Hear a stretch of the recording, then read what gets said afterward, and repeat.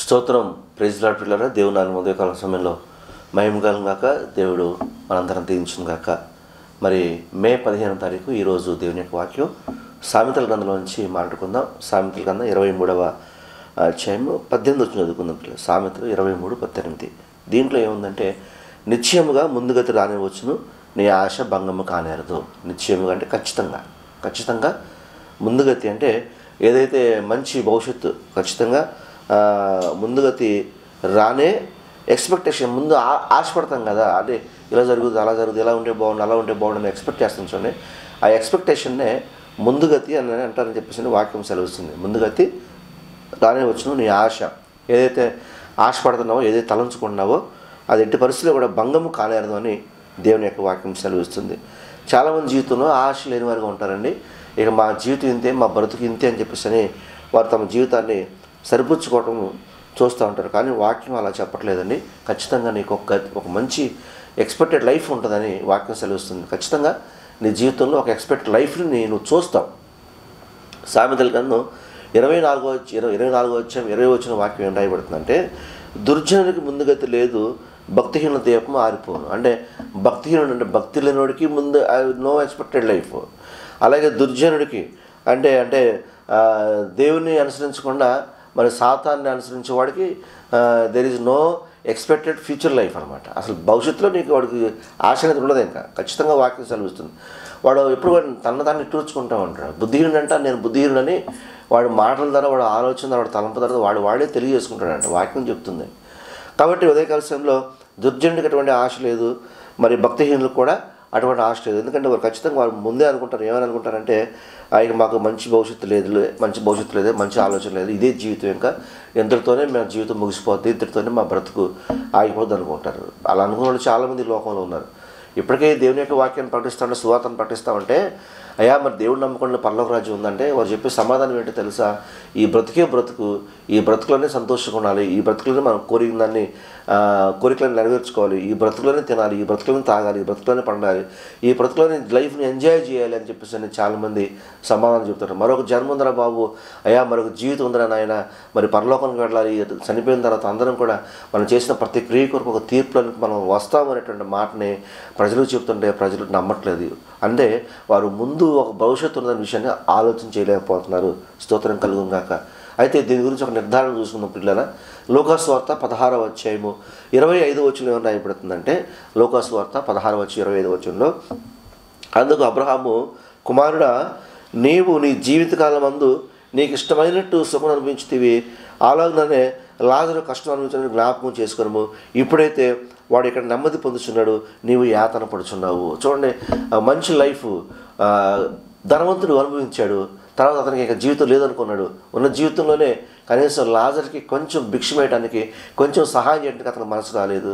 అయితే లాజరు బతికిన కాలం అంతా వారు దుర్జనుడుగాను, బలహీనుడుగాను, రోగిష్ఠుగాను బ్రతికి అనుకున్నాడు. ఏమనుకున్నాడంటే, ప్రభువా నా యథార్థతను బట్టి, నా లేమిని బట్టి, నా పేదరికాన్ని బట్టి నన్ను దీవించు ప్రభు, నన్ను ఆశీర్వదించు ప్రభు అని ఎన్నో మార్లు ప్రార్థన చేసి ఉంటాడు. అయితే దేవుడు ప్రార్థన చేసినట్టుగానే అతనికి చనిపోయిన తర్వాత మంచి జీవితాన్ని ఇచ్చాడు, మంచి భవిష్యత్తుని ఇచ్చాడు. ఆ భవిష్యత్తు, ఆ జీవితం ఏంటంటే పరలోక రాజ్యం, పరలోక పట్టణం. స్తోత్రంగా ఇద్దరు ఒకరోజు చనిపోయారంట. లాజరు చాలా పేదరికం అనుభవించాడండి. ఎంత భయంకరమైన పేదరికం అంటే, కనీసం ఆ ధనవంతుడి ఇంటి దగ్గరికి వెళ్ళిన తర్వాత ఆ ధనవంతుడు తన కుక్కలకి బిస్కెట్లు వేస్తామంటే, రొట్టెలు వేస్తామంటే ఆ కుక్కలు తినంగా మిగిలిన ముక్కలు ఏరుకోవడానికి కూడా అభాగ్యుడిగా ఎంచబడిన వాడు లాజరు. కుక్కలు తిన్న తర్వాత మిగిలిన ముక్కలు ఏరుకోవడానికి కూడా అభాగ్యుడిగా, అర్హత లేనివాడిగా ఎంచబడిన వాడు లాజరు. అవి కూడా లాజర్ని ఏరుకొనివ్వలేదు. కడుపు నిండా భోజనం లేదు, సరైన ఆరోగ్యం లేదు, ఒక ఇల్లు లేదు, ఒక వాకిల్ లేదు, మనసుకు సంతోషం లేదు, నెమ్మది లేదు, అందరితో వెలివేయబడినవాడు, అవమానపరచబడ్డవాడు, దుర్భరమైన జీవితాన్ని బ్రతికాడు, నివాసం లేదు, చాలా ఇబ్బంది పడ్డాడు. కానీ అతని జీవితంలో విశ్వాసం ఉంది, దేవుడంటే భయం ఉంది, దేవుడంటే భక్తి ఉంది. అలాగే లాజరు బతికాడు అద్భుతంగా. నా ప్రాణమా తినుము తాగుము సుఖించుము. 5 అన్నదమ్ములు ఉన్నారంట. వాళ్ళ ఫ్యామిలీస్, వాళ్ళ కుటుంబాలు అందరూ కలిపి అసలు ఎంత అద్భుతంగా జీవితాన్ని మరి గడించారో.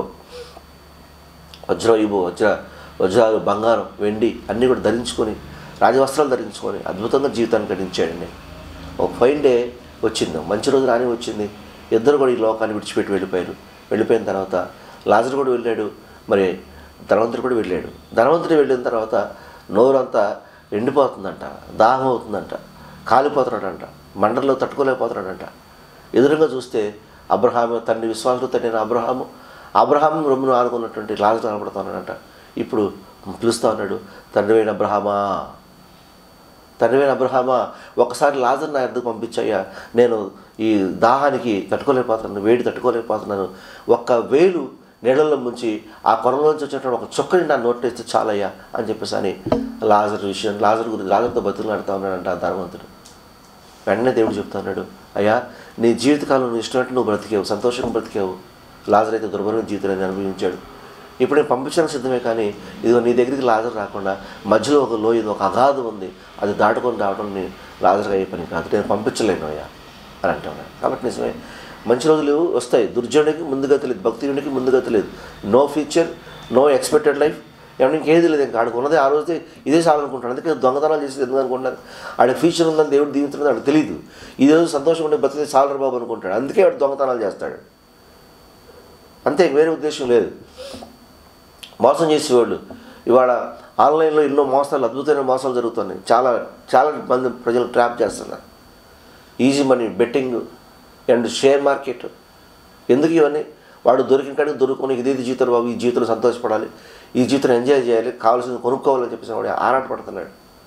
ఇలాంటి వాళ్ళందరికీ నో ఎక్స్పెక్టెడ్ లైఫ్, అసలు ముందుగైతే లేదు, అది ఉండదని ఆశ కూడా లేదు అని చెప్పేసి అని దేవుని యొక్క సేవకుడు నేను చెప్తాను. స్తోత్రం కలను. కాబట్టి ఉదయకాలం మంది ప్రియులారా, మరి మీరేమో ఆలోచిస్తారో ఒకసారి ఆలోచించండి. రోమిలకు రాసిన పత్రిక 6వ అధ్యాయం 21-22 చూసుకుంటే వాక్యం సెలవిస్తూ ఉంది, అప్పటి క్రియల వల్ల మీకు ఏమి ఫలం కలిగను, వాటిని గురించి మీరు ఇప్పుడు సిగ్గుపడుచున్నారు కారా, వాటి అంతము మరణమే. ఏదైతే ఎక్స్పెక్టెడ్ లైఫ్ లేకుండా చేసిన ప్రతి దానివల్ల మనకి ఏం కలుగుతుందంటే మరణమే ఉందని చెప్పేసి అని వాక్యం సెలవిస్తుంది. కాబట్టి ఖచ్చితంగా ఉదయకాల సమయంలో నువ్వు నీ జీవితాన్ని మార్చుకుంటే అది నీకు ఎంతైనా ప్రయోజనకరం అని చెప్పేసి అని వాక్యం సెలవిస్తుంది. లేకపోతే నువ్వు గొప్ప కీడుని అనుభవిస్తావు అని చెప్పేసి అని వాక్యం సెలవిస్తుంది.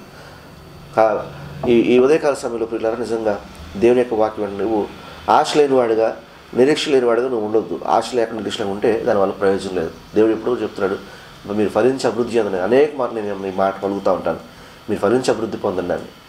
దేవుడు చాలామంది భక్తులకు, పెద్ద వారికి బైబిల్ గ్రంథంలో పరిశుద్ధులైన గొప్ప వారు చెప్పిన మాట ఏంటి తెలుసా? నిబ్రంగా ఉండండి, ధైర్యపడండి, ధైర్యంగా ఉండండి అని. స్తోత్రం, హల్లెలూయా.